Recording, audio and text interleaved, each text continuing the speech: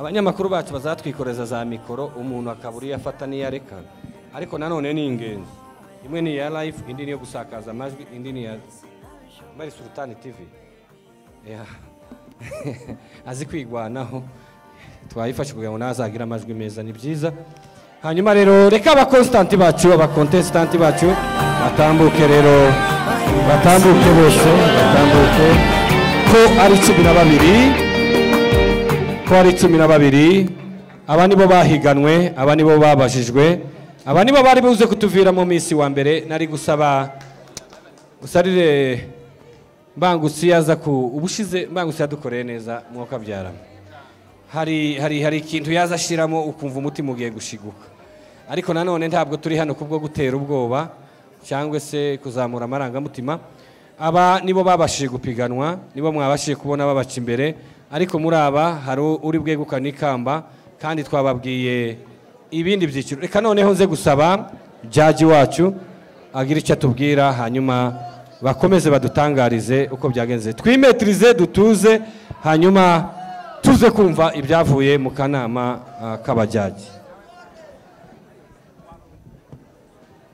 noneho ni umuba za mikoro turabashimiye cyane kuba mwihanganye twatinze ntabwo byari byoroshye ariko twahisemo kandi twashishoje reka nsabe ndatinze umunyamabanga wacu abikora neza adutangarize uko bakurikiranye kuva kuwa gatandatu amanuka agere kuri Miss murakoze cyane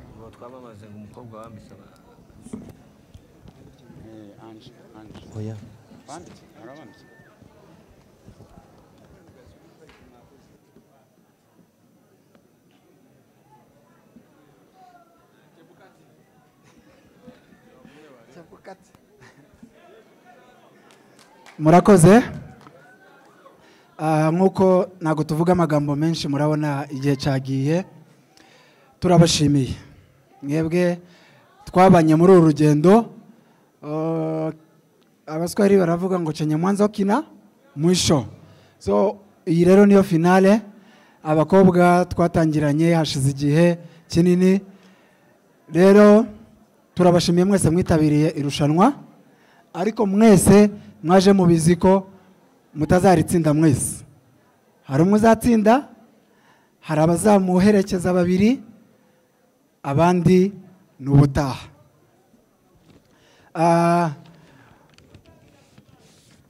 panel y'abajaji ndashimira abajaji ku kazi bakoze twakoze akazi tutagendeye ku marangamutima tutagendeye ku byifuzo byanyu tutagendeye ku bushake bwanyu twakoze akazi tugendeye kuri criterias twarazitangaje uwazijushije abandi mu kugira amanota cyangwa se mu kuzuzuza kubikora neza niwe uri bube Miss Mulenge 2023 2024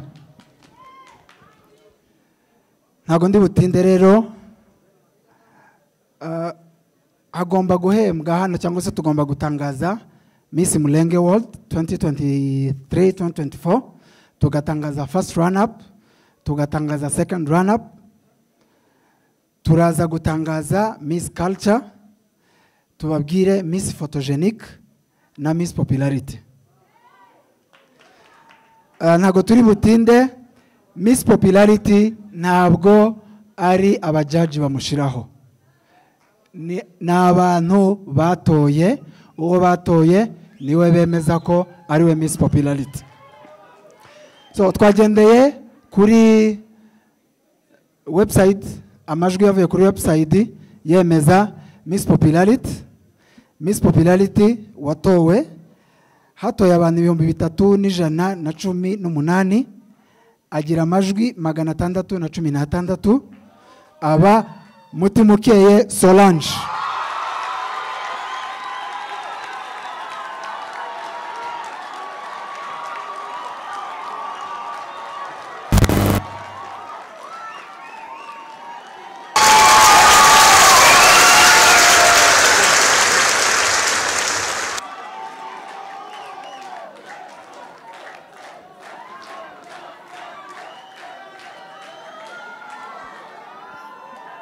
abantu batuze, abafite umwitero we.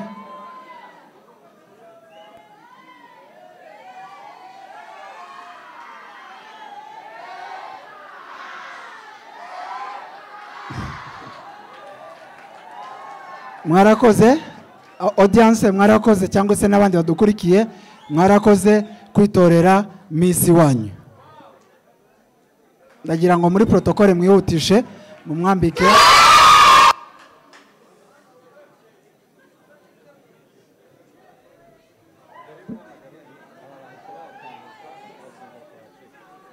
reka nsabe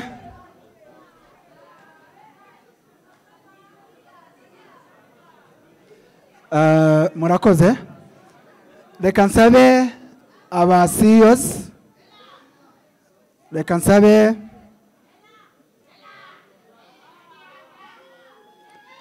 Miss wacu agomba kwambikwa cyangwa se agomba gushikirizwa ibihembo byiwe nk'uko byateguwe. Reka kugira ngo tudatwara umwanya munini, reka nsabe ba CEOs batambuke na mukuru wa coordination na chairman mukuru uhagarariye abandi ba chairman baze babasha kudushikiriza ibihembo.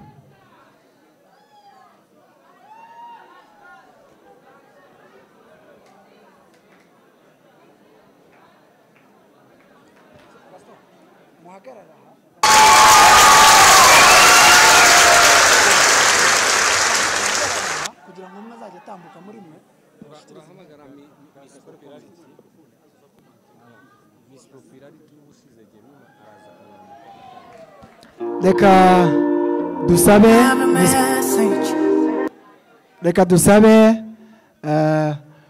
muri Miss East Africa, ntabwo ari Miss zihuye, iyo ubushize yari East Africa, iyi ni Miss Mulenge World. Reka dusabe mu rwego rwo guhesha icubahiro uwabaye Miss Popularity muri Miss East Africa atambuke amusingirize umwitero. Jemima.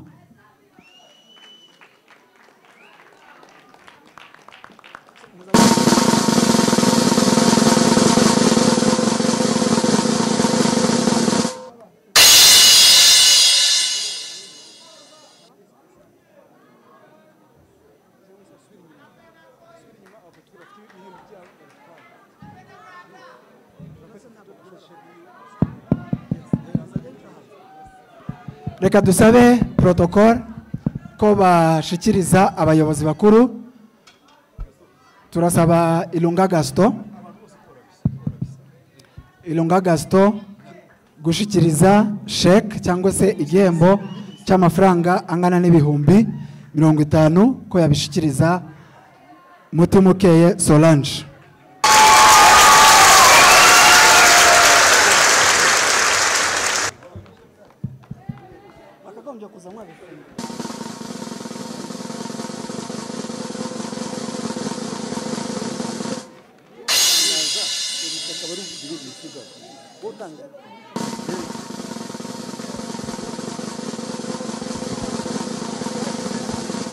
Rero ibintu rero sinzi ko biza kugenda ku bakunzi ndetse n'abafana bagiye bafana batandukanye, ariko turacyari ko tushaka nyampinga cyangwa se uwegukanye ikamba y'ibihumbi 2023 2024 arabande ko tubonye se watowe na benshi cyangwa wakunzwe na benshi, kandi tukaba tumubwiye ngo congratulation. Noneho dusabe nanone Miss Popularity wa Miss East Africa mutwambikira ikamba, hanyuma rero turaza gusaba Dr. Sam na Oji baze gusinya kuri check, baze kwishikirizwa n'abachairman hamwe na ba CEO bacu. Ari mwambike rero babafana amaranga mutima yanyu ari he? Yes. Akaba rero ariwe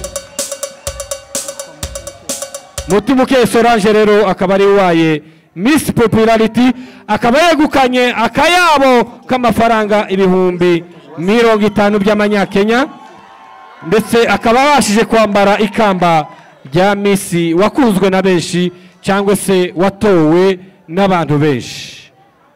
Buri abahiganwa ari benshi, umwe abayigiza nkana akaba bashije kwegukana ikamba rye. Dr. Sam rero akaba bishizeho umukono, nanone umushikiriza iceke akaba ari Papa Legend OG ize gusaba chairman bombi sinzi impamvu chairman wundi yasigaye ngwino gose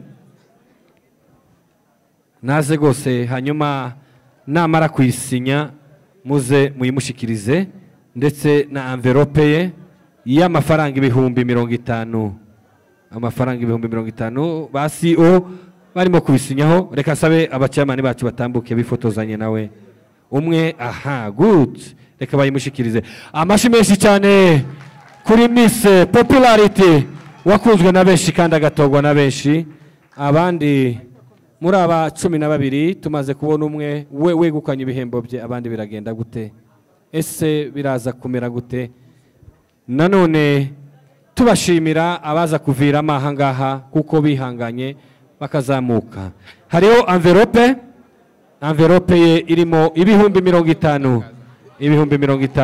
by'amafaranga y'amanyakenya Miss Popularity 50,000 n'ikamba giwe gose ry'umu Miss wakunzwe cyane barakoze cyane reka nze gusubiza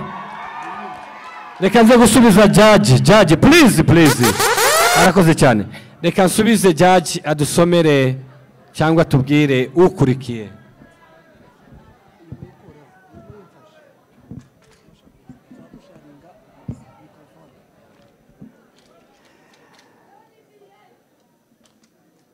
undi mu contestant cyangwa se indi position yagomba gutangirwa ibihembo ni Miss Photogenique. Miss Photogenique yabaye Uwase Magnifique. Uwase Magnifique akaba yegukanye ikamba zose ry'umuntu wamenye kwitwara neza akaba yegukanye rwose wabashije kumenya kwifotoza kugenda harimo ibintu byinshi akaba rero yegukanye akayabo k'amafaranga ya Kenya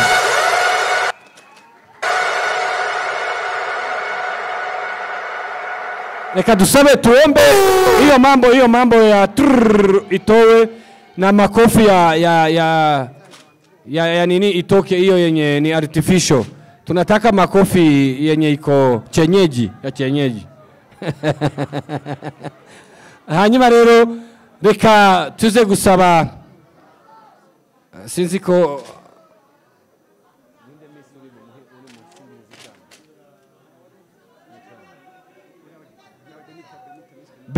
Miss Benita atambuke amusingirize ikamba ry'umu contestant wabashije kwitwara neza mu mafoto mu ngendo ndetse no kumodelinga ngira ngo ibyo byose bishingirwaho Miss Benita atambuke gose amuhe irikamba ari mushikirize hanyuma ndaza gusaba nanone kwa kundi OG Papa Legend na Dr Sam K baze kumushikiriza envelope y'amafaranga 50,000 akayabo k'50,000 ndetse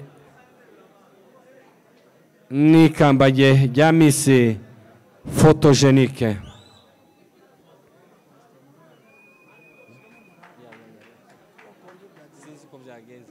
hanyuma rero uyu akaba ari we wegukanye irikamba ese abandi biragenda gute ese murimo guharura imyanya isigaye kugira ngo tugere kuri Miss nyirizina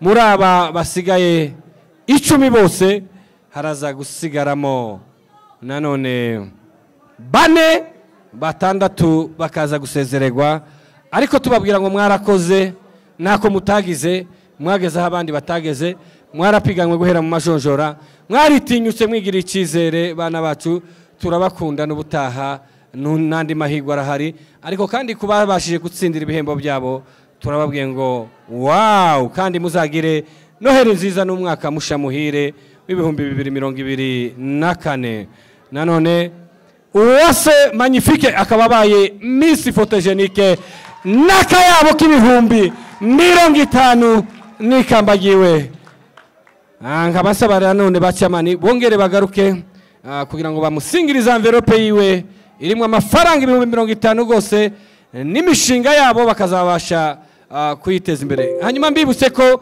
uza gutsindira ikamba rya Miss Mulenge World 2023-2024 azaba yemerewe gukorerwa inzara n'umusatsi no mu maso umwaka wose, ndetse akemererwa n'umushahara wa buri kwezi ungana $150 amezi 12 gose.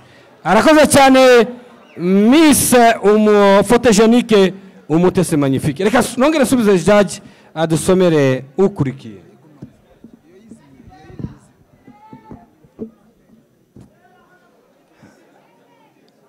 Umwanya ukurikiyeho ni Miss Culture, umukobwa wagaragaje umuco, akaba yarabaye Muhimpundu Kevin.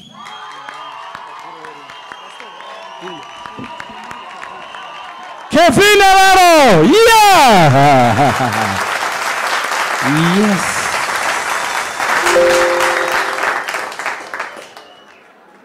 Akaba ariwe uwegukanye ikamba rya Nyampinga w'umuco cyangwa se Miss Culture Kevin.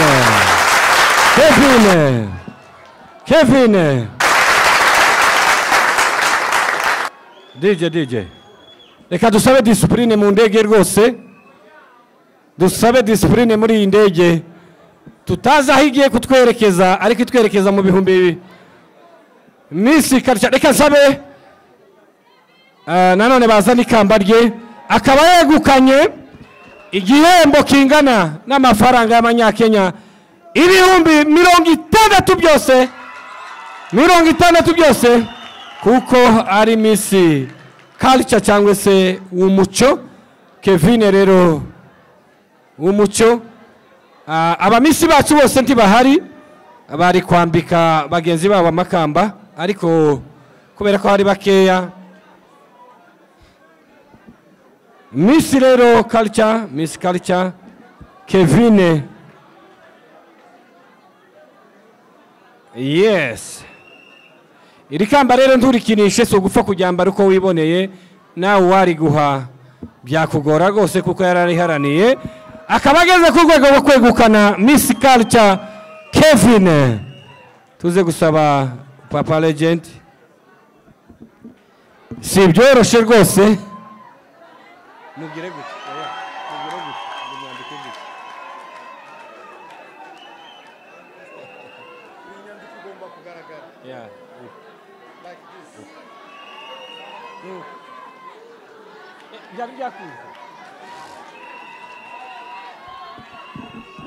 Murabona ko bitoroshe hano, kwegukana ikamba si umukino. Bigusaba kuba uri mwiza, bikagusaba kuba uzi gutambuka, bikagusaba kuba uzi n'ibindi bitandukanye, rero ugahiga abandi muri iyo field cyangwa se. Yes, wow. Yaha.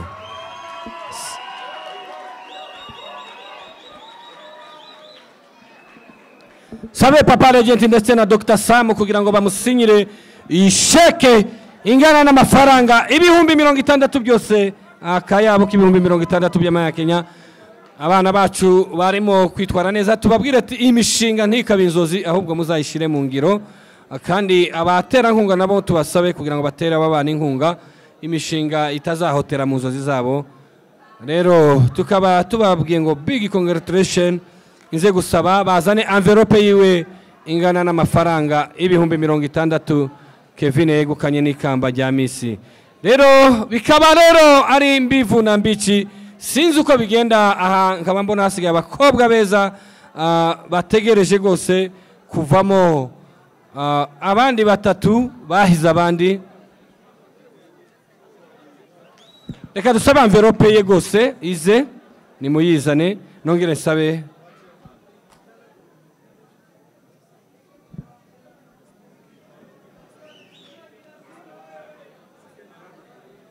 reka sabe bacyamani mwongere kandi mugere hariya kugira ngo mwifotozanye ibi bihembo gose, ndetse nagiye numva abana bagaruka ku mishinga ko muzafatanya, namwe mugomba rero kubaba hafi kandi n'abatera nkunga mukababana hafi kuko muri bamwe bazegizekita imishinga y'aba bana. Hanyuma rero tugeze kuri second run up aricyo gisonga cya kabiri. Ninde muraba bari beza basigaye ahangaha bose murabona ari nde? Ntibyoroshye, reka dusabe nanone jaji aze kutubwira ngo ninde. Nkuko babibabwiye aha tugeze, mutuze kugira ngo abantu bumve aha tugeze niho bikomeye. Natwe ntabwo byari byoroshye ariko tugomba gukurikiza uko biri. Igisonga cya kabiri cyangwa se second run up yabaye Mugisha Anita.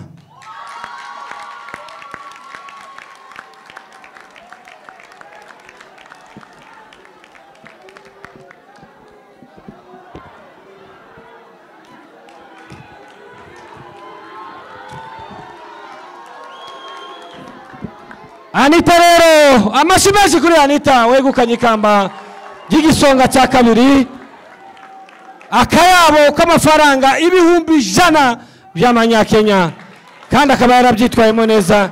Tukaba tumushimira cyane Anita kudacika intege.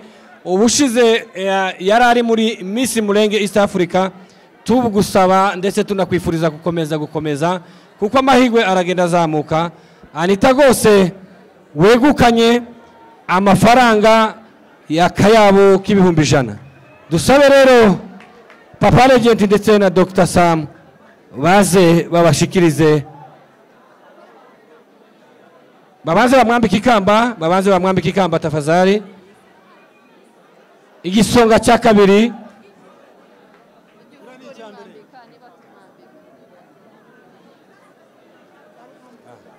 nta kibazo, ntihagire usova gose. Uyu mwanya ndawumetriza kandi ndawumetrije, nta namashakamo.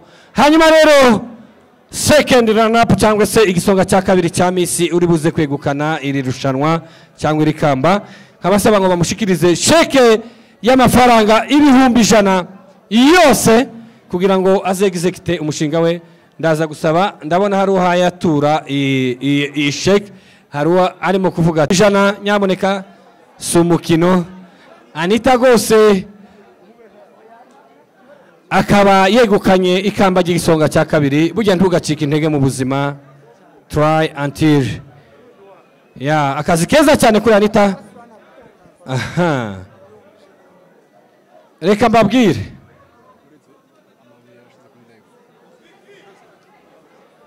gato aricyo murabizi discipline mu ndege itujana mu bihumbi 2024. Reka mbasabe mutuzo. Abari kuri live barambwiye ngo amabuye arashize kandi koko yakoze ariko bagiye guhindura, turaba turindiriyeho gatoya. 100 nyamuneka si umukino. Anita gose akaba yegukanye ikamba ry'igisonga cya kabiri. Burya ntugacika intege mu buzima, try until akazi keza cyane kuri Anita. Aha, reka mbabwire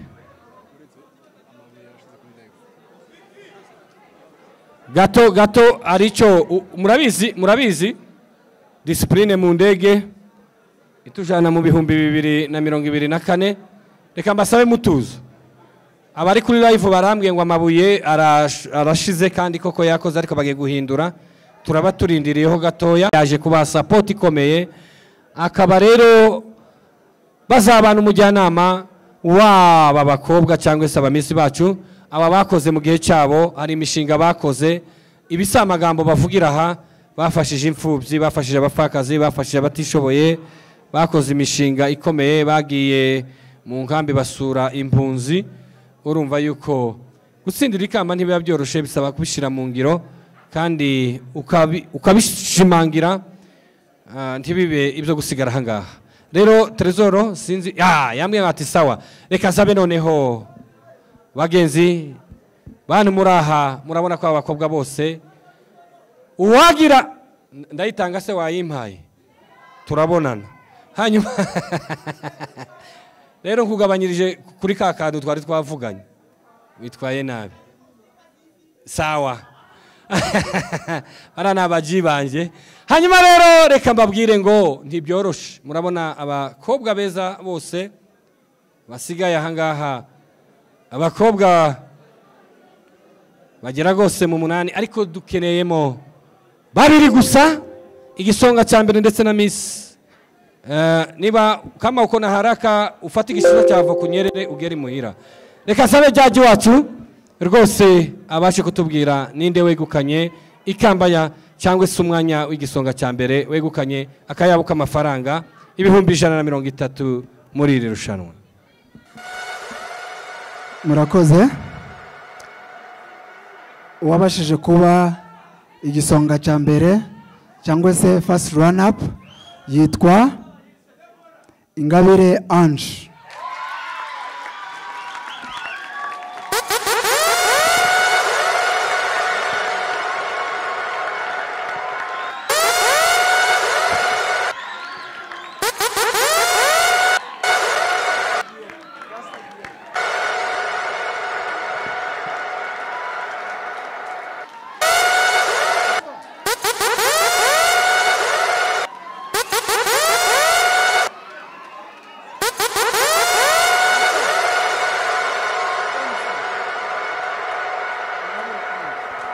Ingabire Ange igisonga cya mbere cya Miss Mulenge Award 2023-2024 akaba abashije kwegukana ikamba ndetse dushimire Deborah ngwino mwifotozanye akaba ari we umusimbura we kuri iyi ntebe y'igisonga cya mbere.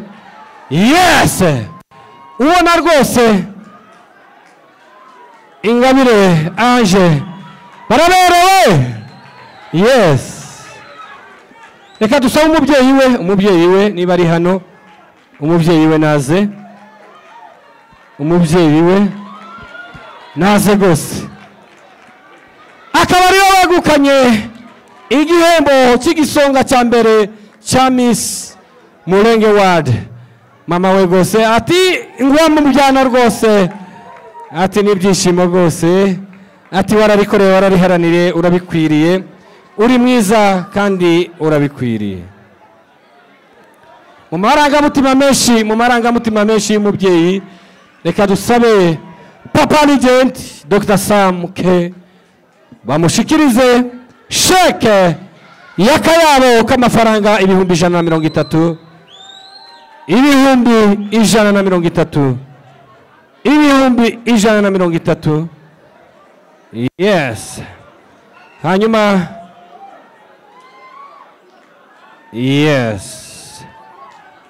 ibihumbi 130 ati natwe famille twahageze twaje kugushigikira.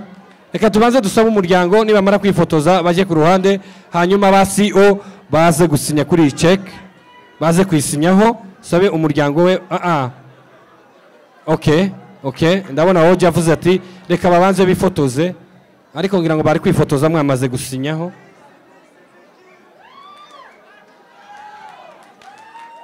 Reka noneho tubasabe basiyo bibi bikorwa baze gusinya kuri iyi check babishireho isinya gose bavuge bati turabyemeje. Hanyuma bagenzi mu marushanwa habaho gutsindwa habaho kugarukira nzira hakaba n'umwe gose.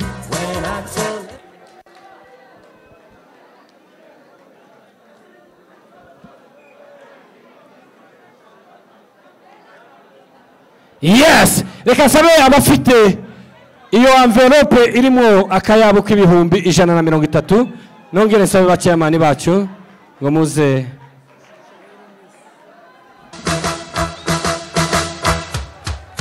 Congratulations and celebrations. Yes ati congratulations. Yes hanyuma rero bantu banje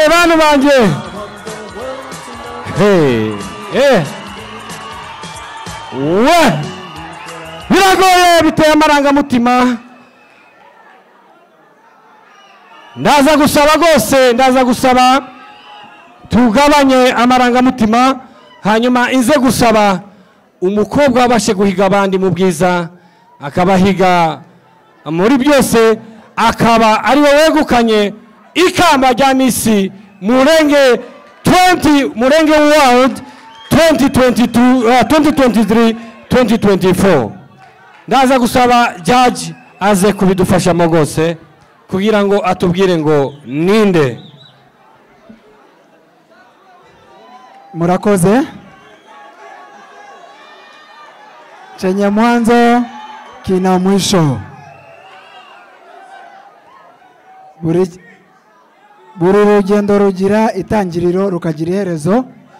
Urugendo rwo mu 2023 2024 uyu munsi tugomba kumenya Miss umukobwa wahize abandi, umukobwa w'umunyamurenge mu bakobwa bose b'abanyamurenge. Miss Mulenge World 2023-2024 ni Uwase Deborah. Yes, yes.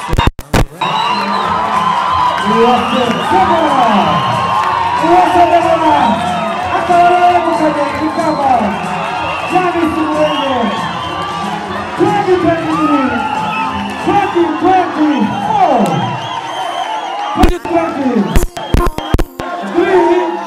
2024 Uwase Deborah akaba ari we mukobwa rero ubashije kwegukana iri kamba rero akaba ari we mukobwa wegukanye. Turasaba umutuzo, turasaba audience please, audience please. Ikamusabire bagenzi Ati bose urabikwiye udizavit ati congratulation rwose ati warakoze cyane akaba ari we wegukanye iri kamba rya Nyampinga Miss Mulenge World 2023-2024 ikasabe